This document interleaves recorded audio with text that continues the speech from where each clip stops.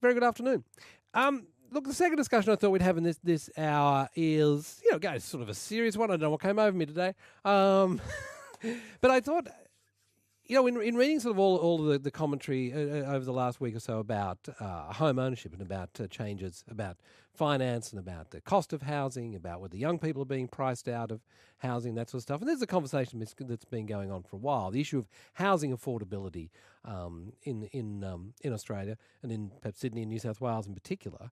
I started to think to myself, is it time to really shift our underlying financial consciousness?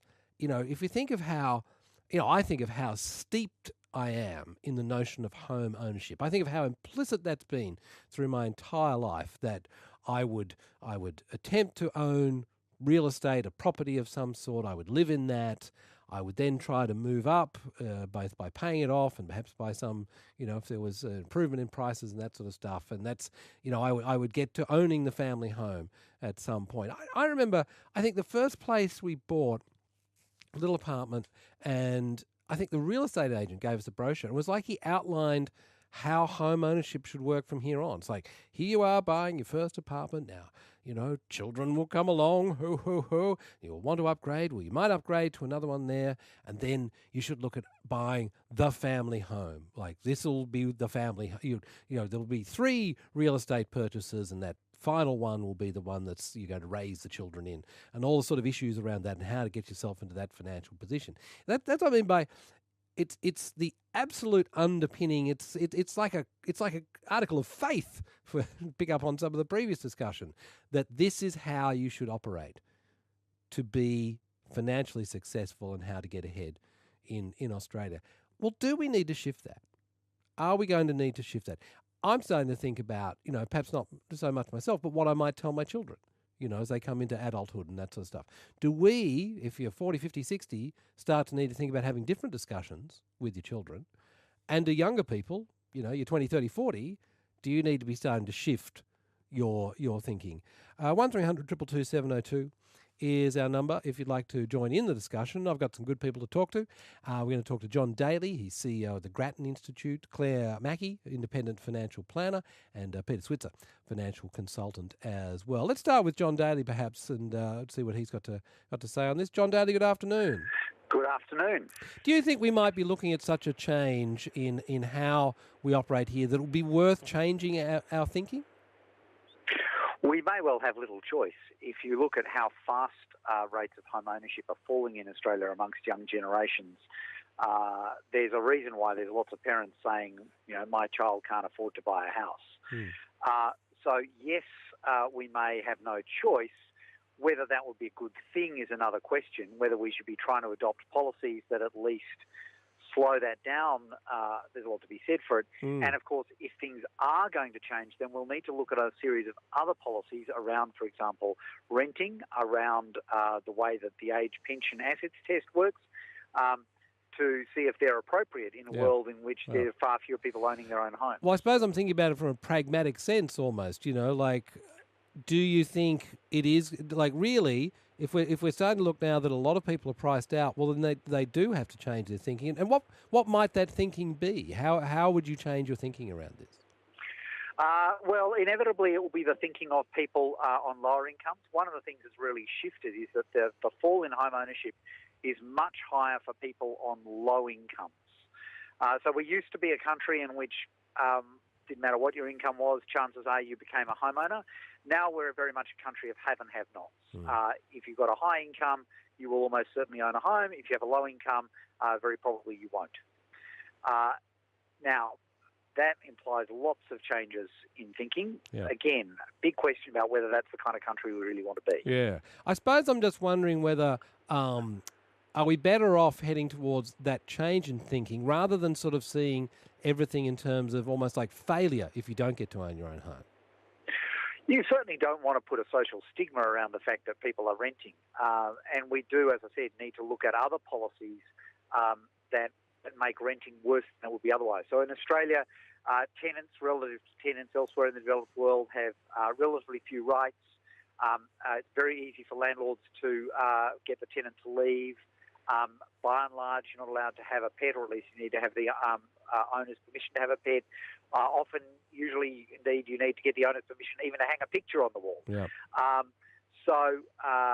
Those are the kinds of policies we need to look at changing. You compare that to lots of other countries, developed countries around the world.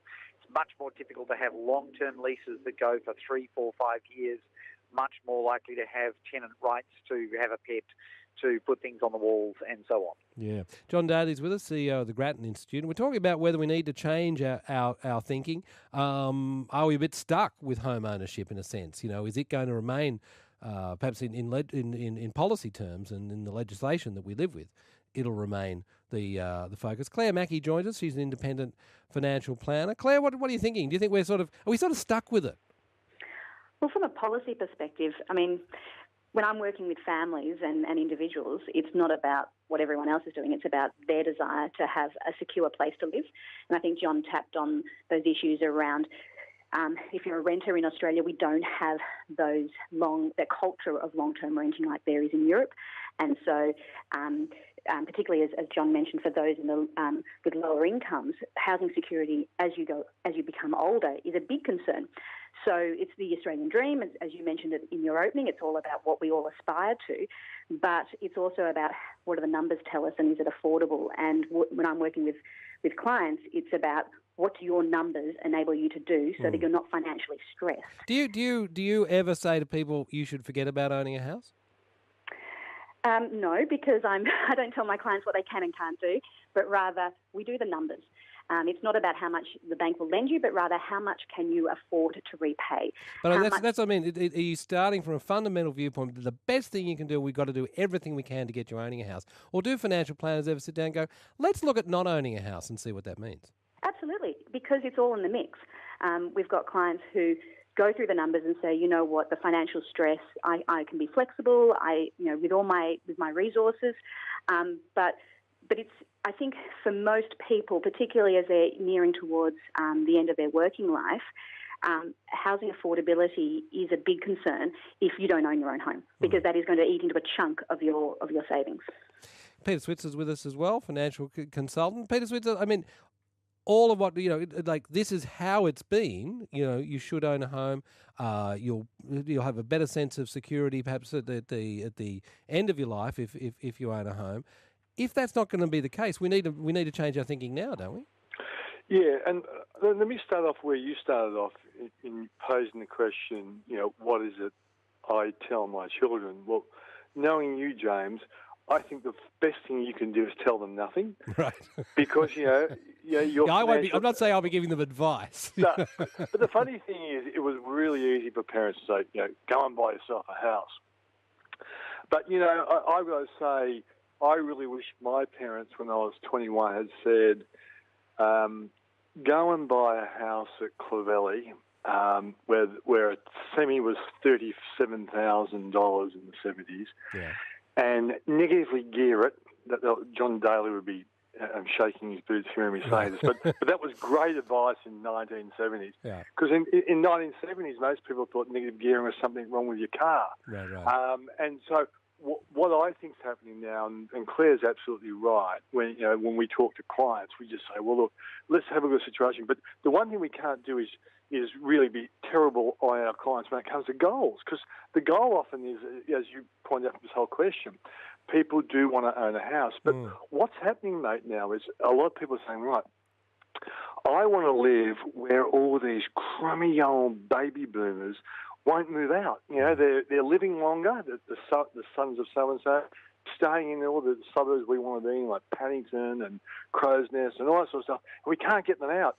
So a lot of younger people are thinking outside the square now, and then they're buying apartments where they want to live, or semis where they want to live, and they're renting them out and taking the tax deductions, and until they're in a position where they can either afford to move in there, and if they can't, at least they've got the capital gain. And one last thing I'll throw in, the young people we're all worried about, they've changed as well, because young people in my day used to actually move out to Green Valley and Liverpool and places like that with their families and move into a quarter-acre block. And I know when I bought into Paddington, a crummy little semi, my father-in-law came in, looked at my wife and said, "You've married a dope. This is a hovel. It's a hovel." As John Daly suggested, perhaps, if we looked at changing tenancy laws so that tenants could be more secure, so that there was more encouragement for people who are owning properties to be rented to provide 5-10 year long-term leases, would that be the most fundamental thing we could do to change our thinking around home ownership? Well, there are a lot of other things, like what Labor put forward, changing negative gearing, all that sort of stuff. I worry about the investment implications, but I think it would be fair to argue that if you're going to go down like a left-wing, caring socialist line like you see in a lot of European countries, where you do give renters a lot more rights, well, then as a consequence, you probably have to make it easier for landlords to be nicer. There's like a trade-off. Okay, let landlords give up a lot of rights so tenants have a much more secure situation as a tenant. And I've seen that in lots of European countries. I know when I was in Vienna, friends of ours, they basically had no aspiration to own a place in Vienna because they're just too expensive, but they lived in a fantastically looking, an old, terrible-looking flat.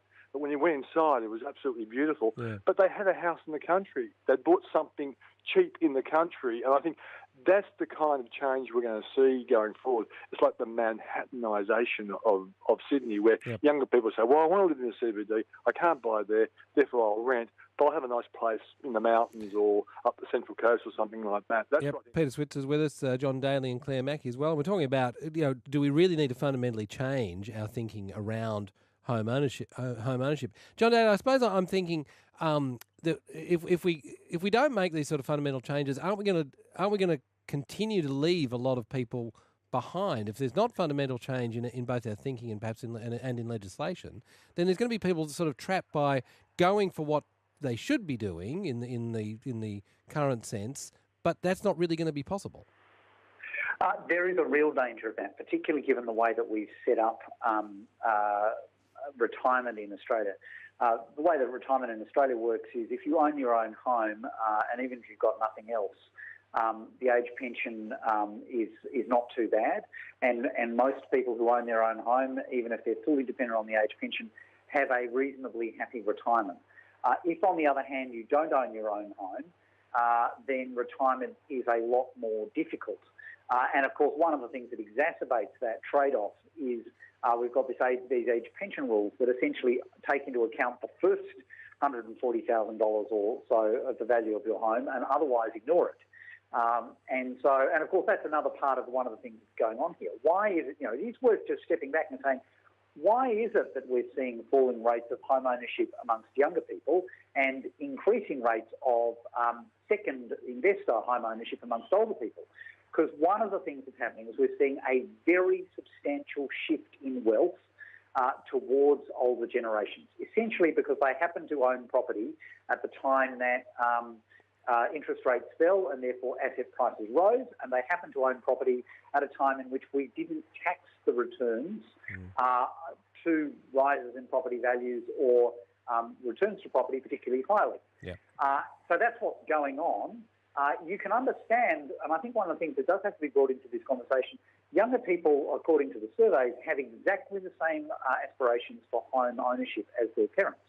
They just have much lower rates of home ownership, and that's because ultimately we have a tax and welfare system which is extremely biased by age. And while it remains that biased, while we continue to essentially transfer through the tax and welfare system resources from younger households to older households, we will continue to see a fall in rates of home ownership amongst younger households. So, Claire Mackay, when the kind of person that John is describing there, he's a younger person who's being priced out of the whole thing.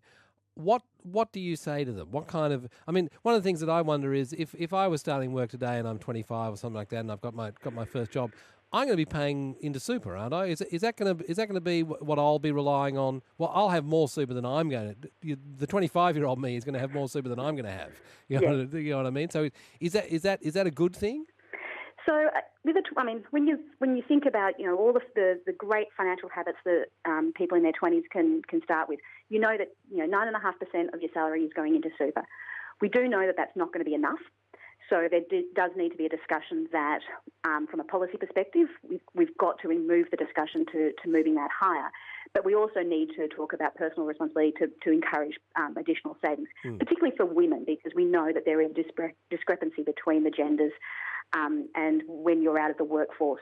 So there's that one. The second thing is, if you're getting a paycheck, and nowadays the nature of work is changing as well. You don't have a job for life when you start at 25. You might have different careers, and you might have more than one job or irregular sources of income. So it's all about discipline around your financial resources, so your budgeting. That is if you talk at the very beginning about what would you give your children, and it's those financial habits. It's knowing how much money is coming in every pay cycle, how much it costs you to live, having an emergency fund in case something goes wrong, allocating for the yearly expenses that come in a big block like your car rego and things like that. That is the greatest gift that people can give their children, because then you know that whatever their life throws at them, they'll have those basic financial skills, which is the pinnings of every wealthy person. They know their numbers. Yeah. Peter Switzer, is a life of super the alternative to home ownership? I think it probably will be for lots of people. It may well be that they'll live in the city for as long as they need to for their jobs and their educating of their children. They may decide to go bush, once they retire. And I think, the size of superannuation, even adjusted for inflation, will be a fantastic second-rate prize, considering I think most people would love to have a home exactly where they want to live and be in the situation that John described, where you own your own home. You might be getting a pension, but you might be getting a pension from your superannuation as well. You're in a comfortable situation. The great pity is that we all want to see everyone like that, but there's just a limited amount of land. And so over time, I'm hoping that either the government or the market will come up with better solutions. Because at the moment, a lot of properties are so expensive for developers to build. You're paying about a third of the price goes out in government charges and taxes. So I think I hope over time we do start, building more homes in the sky like you find in New York, Manhattan, New York and France and Paris and all that sort of London. And that's the kind of thing I think there'll be two types of solutions. But you're right, superannuation is going to be so much better. A lot of the people, the older people who are rattling around in 5-bedroom homes and being criticised at the moment, they've got no superannuation whatsoever because super wasn't there for them when they were young. So I think there's we got a realistic problem, and we've got to hope that either the market or government come with better solutions. Yeah. Quick prediction: is our attitude to home ownership going to change? Oh, without a doubt. But I still think there'll be strong desire to own a home for everyone, because it's just a great asset. Particularly if you buy at the bottom of the cycle and see the prices go up, it's a great asset. But not only gives you financial return, it gives you satisfaction returns as well. Peter Switzer, thanks for joining us. Peter Switzer, financial consultant. You'll find him on Sky Telly as well. Claire Mackay, quick prediction. Do you think we're going to change our attitude to home ownership? I think the Australian dream still has home ownership at its core. I think the discussion around what that looks like, is it the quarter-acre block with all of that goes with it, or is it different and changing? But I also think that people know that the wealthy have both home and super and investments outside. So if you're aspiring for that, you will be looking at all aspects. Yeah. And obviously, if you're on lower incomes, then there's a give and take. John Daly, in a decade from now, will we still be thinking about it in the same way? It depends what choices we make. If we continue to make it very difficult to subdivide housing in the middle and middle rings of our cities, if we continue to have a tax system which incentivises investment property as opposed to home ownership, if we continue to have a superannuation system which might promise large super balances just for ordinary people if they start now, but in practice just means that older people who are wealthy pay way less tax. If we continue to have all of those things, then we are going to have to change views on home ownership. If we make different policy choices, maybe the Australian dream can continue. John Daly, thanks for talking with us. It's been a pleasure. Thank you. John Daly, CEO of the Grattan Institute. Claire Mackay joined us as well, and Peter Switzer there with some views on the future of home ownership.